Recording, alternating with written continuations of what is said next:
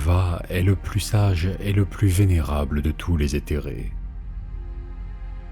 Il conseille les dirigeants Tau depuis des temps immémoriaux et il est intervenu tout au long de l'histoire de son peuple.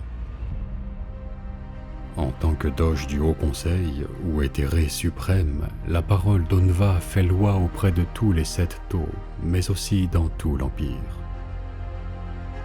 Tous les éthérés se distinguent du reste de leur peuple par une espérance de vie accrue et l'immense déférence qu'ils suscitent. Pourtant, Onva est encore plus révéré que les autres membres de sa caste, et la simple annonce de sa visite dans une colonie Tau suffit à doubler la production des usines de la caste de la Terre et à susciter l'organisation de cérémonies à l'échelle d'une planète. Ce fut Onway, le maître de l'esprit immortel, qui, dans ses derniers instants, désigna Onva comme le nouveau meneur de son peuple. Ce choix s'imposait naturellement, car Onva avait toujours fait preuve d'une formidable éloquence, se montrant capable de soulever les foules et les conduire à accomplir l'impossible. Lorsque ses talents innés furent encore augmentés par des moyens artificiels, Onva inspirait à tous ses semblables une loyauté indéfectible.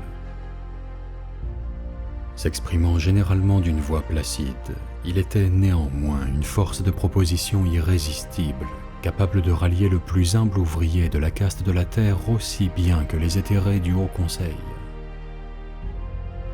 De toute sa longue vie, il n'y eut qu'un seul Tau qui put défier Onva, et tous au sein de l'Empire savent qu'il vaut mieux ne pas prononcer son nom.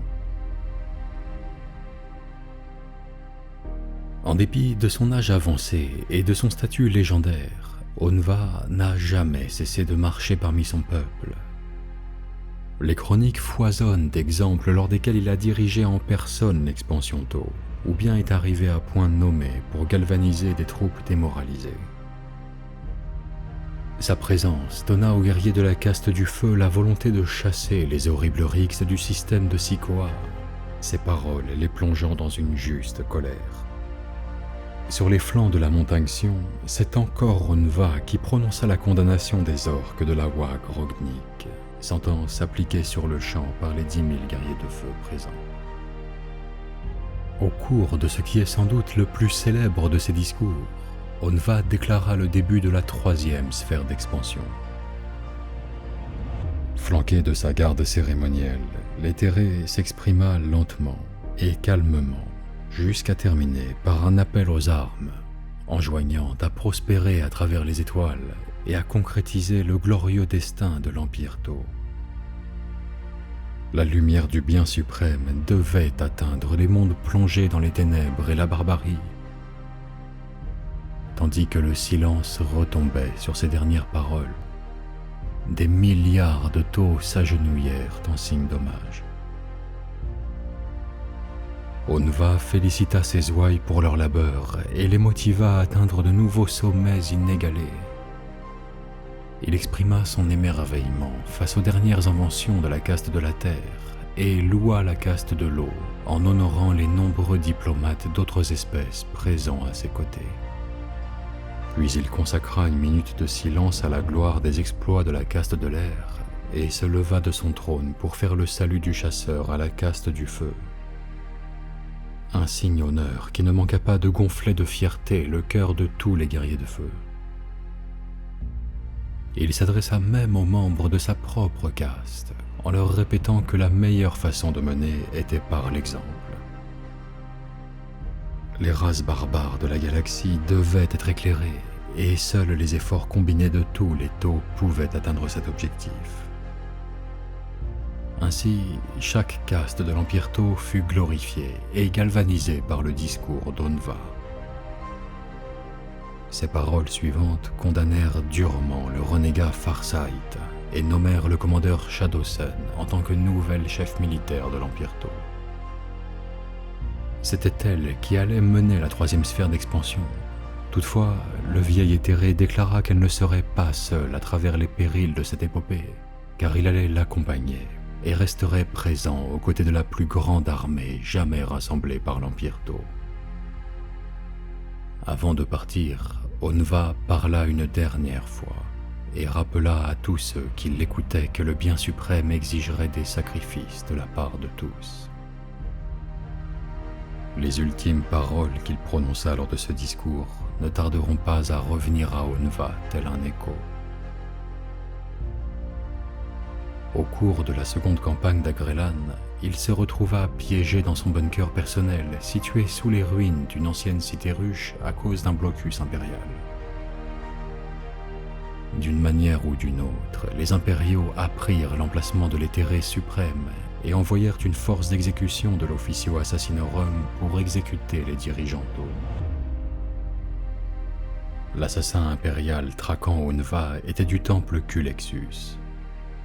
Ce paria à l'âme insondable était capable d'avancer implacablement vers sa proie sans que l'alarme ne soit jamais donnée, car tous les taux s'effondraient transis d'effroi à son passage. Et même leurs machines hautement avancées n'étaient d'aucun secours, neutralisées sur le champ dès que leurs algorithmes essayaient de décrypter l'incompréhensible signature psychique négative de cet anti-homme. Lorsque le spectre de noirceur débusqua sa proie au fond de son terrier, Unva reconnut instantanément le visage de la mort elle-même, qui cette fois-ci était venue personnellement le chercher. Le vieil éthéré, dont le trône antigrave était détruit, tenta de fuir, porté seulement par ses frêles jambes, sans aucun réel espoir de survie, mais par égard pour ses gardes d'honneur qui s'étaient interposés héroïquement entre lui et l'abomination. La mort d'Unva ne fut ni rapide, ni miséricordieuse. Agrelan fut également le théâtre d'une terrible défaite de l'armée d'Aune, marquant pour eux la fin d'une époque faite d'espoir et l'entrée dans une ère plus sombre. Lorsque le Haut Conseil éthéré apprit la mort de leur coryphée, ils décidèrent qu'il était préférable pour tous de la dissimuler. L'ordre mit à profit les plus récentes technologies de lumière solide et une matrice algorithmique d'intelligence artificielle pour redonner vie à l'éthéré suprême, quand bien même il ne s'agit que d'un hologramme.